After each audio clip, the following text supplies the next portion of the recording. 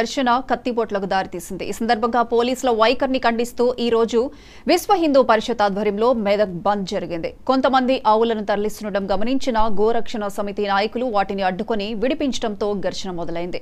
ఆ సమయంలో జరిగిన దాడిని నిరసిస్తూ స్థానిక పోలీస్ స్టేషన్ ముందు బీజేపీ ఆధ్వర్యంలో ధర్నా నిర్వహిస్తుండగా ఒక వర్గం వారు కత్తితో దాడి చేశారు. గాయపడిన బీజేపీ కార్యకర్త ఆసుపత్రిలో చేరారు.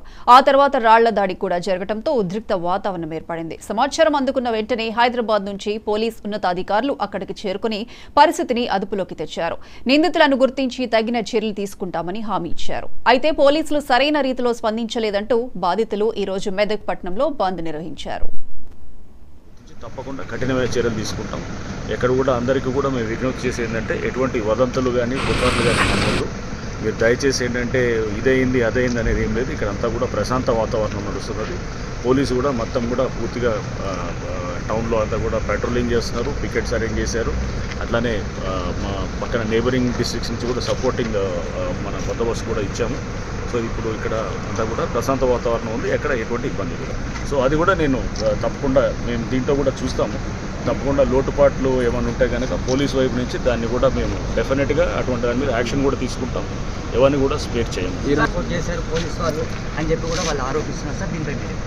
ఎటువంటి వర్గాలని సపోర్ట్ చేయడం అదేం లేదండి. పోలీసులు నిష్పక్షపాతంగా చేస్తారు. మెదక్ పట్టణ ప్రజలకు వ్యాపారస్తులకు మా యొక్క విన్నపం, ఈరోజు జరిగినటువంటి దాడి సంఘటన ఏదైతుందో ముస్లింలు మన హిందూ యువకుల మీద జరిగినటువంటి దాడికి పోలీసుల వైఫల్యానికి నిరసనగా రేపు 16వ తారీఖు మెదక్ పట్టణాన్ని సంపూర్ణంగా బంద్ చేయాలని చెప్పేసి బీజేపీ, బీజేవైఎం, విశ్వ హిందూ పరిషత్, బజరంగ్ దళ్ సంస్థలు అన్నీ కలిసి రేపు బంద్ను ప్రకటించడం జరుగుతుంది.